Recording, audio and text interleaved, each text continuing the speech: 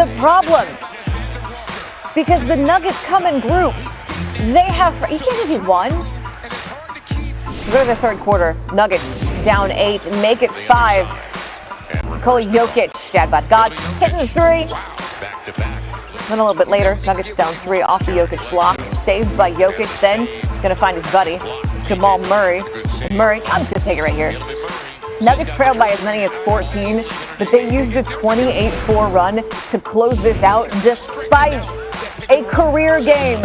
A career-high 39 for Zion. Zion said, I stayed aggressive. I stayed on the attack, but it wasn't enough because they hit some big shots.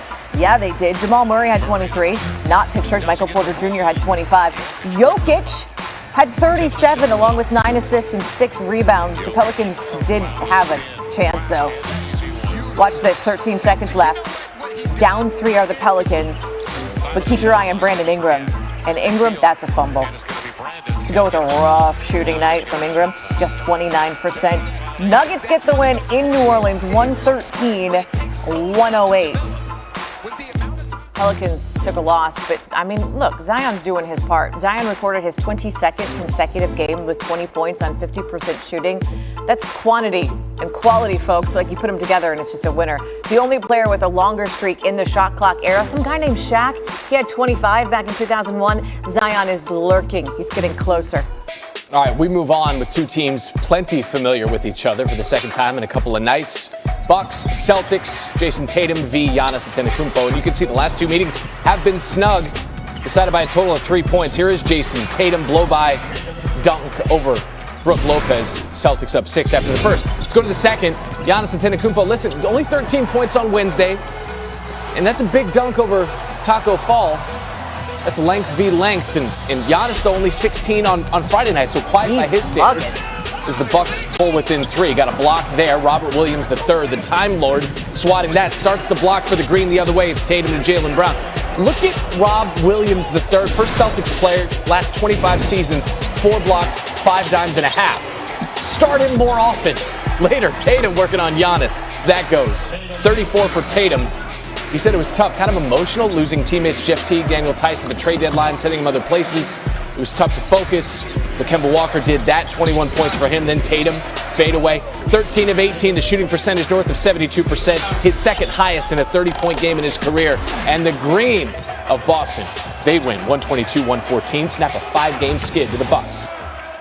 From the trade deadline, straight to the buyout market. And a couple of big names have now secured the chance to move on. LaMarcus Aldridge and the Spurs, they agreed to mutually part ways. And Andre Drummond, he's now a free agent after negotiating a buyout with the Cavs. So on that note, we say good morning to our Brian Windhorst. Where could Aldridge, where could Drummond, where could they end up?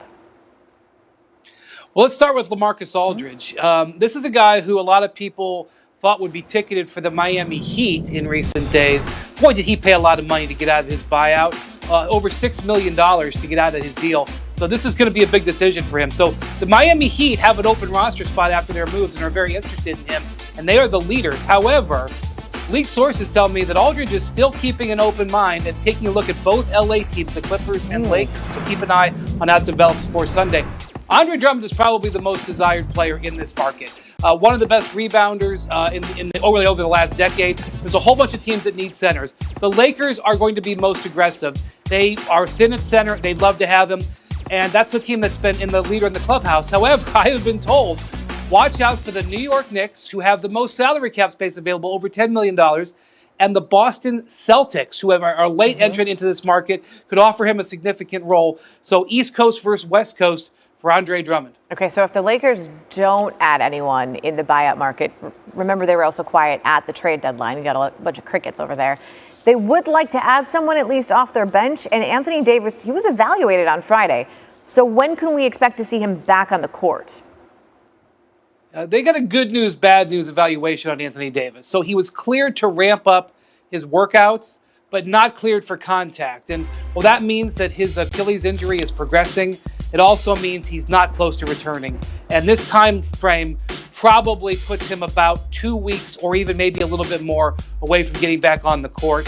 LeBron James, potentially 3 to 4 weeks on the front end away from getting back on the court. So the Lakers are going to be without their 2-star players for quite some time. and that is going to be an issue as they try to stay in the seeding position out west. Right, because this Davis issue has been going on a while. His last game was February the 14th against the Nuggets. Thank you, my friend. Still ahead on SportsCenter AM. Sweet 16 Saturday in the men's NCAA tournament. We'll see what Baylor and His career high with 18 rebounds, but guess what? It wasn't enough because the Pacers still beat the Mavs 109-94. Luka didn't play. In Utah, Donovan Mitchell had 35 points. Here's the deal. It was 35 for the second time in 5 games. Compare that to the 35 he dropped in just 3 games, the first 37 games of the season. Jazz beat the Grizzlies, and in the absence of Steph Curry, the Hawks beat up on the Warriors. Who's the hero for Atlanta? John Collins. Career high 38 along with 12 rebounds. The final there, 124-108. The dad bod god, as Randolph likes to call him, helped the Nuggets beat the Pelicans. Nikola Jokic, MVP favorite, one of them at least if you're following Vegas. If you're following the box score, 37 points and 9 assists. Outdone, though, by a guy on the other team, Zion. Career high at 39 on 84% shooting. The streak lives on because it was Zion's 22nd straight game with at least 20 on 50% shooting. He's getting real close to Shaq's record of 25. All right, let's go to the college guys now. After this last year of college basketball, we kind of had an idea this tournament was going to get sideways. If you'd taken the points on every game of the tournament so far, you'd have won 29 of your 51 bets. Underdogs are 29 and 22 against the spread coming into the Sweet 16. Even more impressively, betting underdogs in this NCAA tournament, they've won 20 games outright.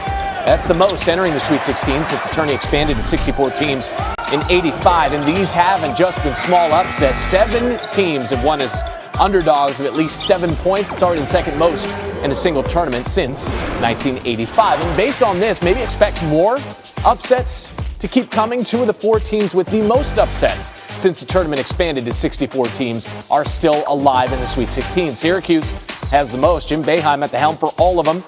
He has 5 more wins as an underdog over that stretch than any other coach.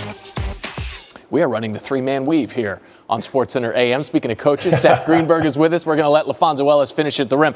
And Fonz, I want to start with you as we get ready for the Sweet 16. Let's focus on the matchup between Houston and Syracuse, where the Orange is again an underdog here. What does Cuse need to do to pull off another upset? 2 things. Syracuse has to slow down a red-hot Quentin Grimes. He's been absolutely magnificent over the last 4 games. 21 points per game, 19 of 34 from the three-point line. He's been able to knock down threes. He's getting his mid-range game finished with either hand around the rim. And secondly, Syracuse has to box out, rebound the basketball, get out in transition, and play early offense against a really good defense. This Houston team is the second best rebounding team in the country. 40% of their misses. They're absolutely terrific and tenacious on the offensive glass. I want to get down to the South region, Coach. Actually, why don't you jump in on what Cuse can do? Yeah, I agree with you, Fonz, but I also think Buddy Buckets has to happen. Buddy Buckets, think about this, the last 3 games, Buddy Boeheim, he's averaging 28 points a game, shooting 59 from the three-point line, which is absolutely ridiculous. He's going to have to work harder than he's ever worked because Kelvin Sampson's what I call red deny him. He's going to play between him and the basketball, deny him on every single catch. So he's going to have to wait on screens, be patient. But other guys are going to need to step up. Quincy Gary's going to need to step up. Marc Dozier must stay out of foul trouble. So other guys got to support him, and then they got to get some deflections out of that zone so they can play ahead of the defense. All right, I was too excited about the South region, but I know that you've spoken to Jay Wright at Villanova as his Cats are trying to move on once again to the Elite 8, Coach. Speaking to Coach Wright, what did he tell you about perhaps a game plan for today? Well, necessity is the mother of invention. You know, when Colin Gillespie goes out, what do? You got to put the ball in someone's hands. Well, all of a sudden, the guy that has merged is Jeremiah Robinson Earl. At 6'9", he's become a point center. He can initiate offense. He's playing against the Baylor team that forces a turnover 25% of their possession. So Gillespie comes out. You're going to have to play with greater spacing. With that greater spacing, you got to put the ball in Jeremiah Robinson Earl's hands, make him a facilitator. Now, he's responded in the last 3 games, 22 points, 5 assists a game. He's done a really good job. But other guys need to step up. I think one guy we got to look for Brian Anton. He's been hurt a good portion of his career, but he's a guy that can actually take some pressure off of Jeremiah Robinson Earl. Fonz, to you. Yeah, and I absolutely agree. I mean, with no Colin Gillespie, and this is where this Baylor team is so good. Is all of a sudden for about 30 minutes of the game, you're kind of hanging in there. But this is a Villanova team that cannot turn this basketball over. This is a Baylor team that loves to get you